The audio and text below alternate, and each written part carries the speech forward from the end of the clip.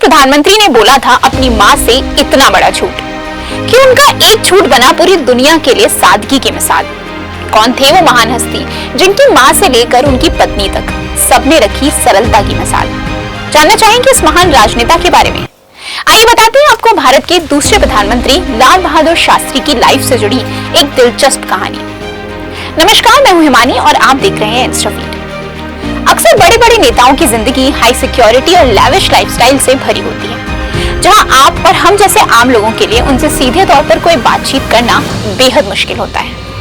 लेकिन दशकों पहले भारत के दूसरे प्रधानमंत्री लाल बहादुर शास्त्री जैसी शख्सियत ने इन बातों को झूठा ठहराकर सादगी और सरलता की एक ऐसी मिसाल रखी जिसकी छाप आज तक लोगों के दिलों में कायम है।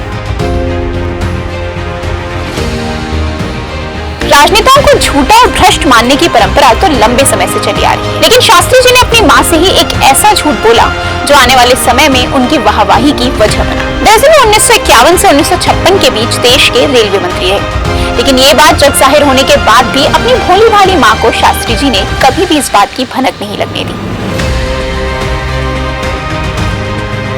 जब इसी दौरान मुगल सराय में एक रेलवे प्रोग्राम रखा गया, तब लाल बहादुर शास्त्री की मां उन्हें ढूंढते हुए वहां पहुंची। बेटे के बारे में लोगों से पूछते हुए उन्होंने बताया कि उनका बेटा भी एक रेलवे कर्मचारी है। नाम बताने पर भी किसी को विश्वास नहीं हुआ और सबको लगा कि वो झूठ बोल रही है। लेकिन अपने बेटे की फोटो देखने के बाद वो अपनी बात पर अडिग रही। जब शास्त्री जी के सामने उन्हें ले जाया गया, तब सच का पता भी चल गया। मां के जाने के बाद जब रिपोर्टर्स ने उनसे सच छुपाने की वजह पूछी, तो वो बोले, अगर मैं उन्हें बता देता कि मैं रेलवे कर्मचारी नहीं बल्कि रेलवे मंत्री हूँ, तो वो किसी न किसी की सिफारिश लगाती और मैं मना नहीं कर पाता। साथ ही हो सकता है उन्हें इस बात का घमंड भी हो जाता। उनकी ये बात सुनकर वहां खड़े सभी लोग भौचक्के रह गए।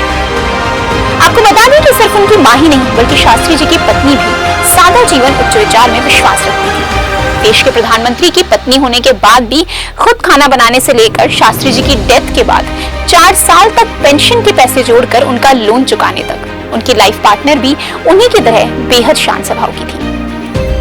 सच में आज के नेताओं को शास्त्री जी के आदर्शों से प्रेरणा लेकर ये सीखना चाहिए कि पद और उससे जुड़े फायदे टेम्परेरी हैं, लेकिन एक चीज जो परमानेंट है वो है आपके वैल्यूज और आपके मॉरल्स। फिलहाल इस तरह के और भी किस्से कहानियों के लिए आज ही जुड़े इंस्टाफीड के साथ और घंटी के निशान को दबाएं लेटेस्ट वीडियोस के लिए।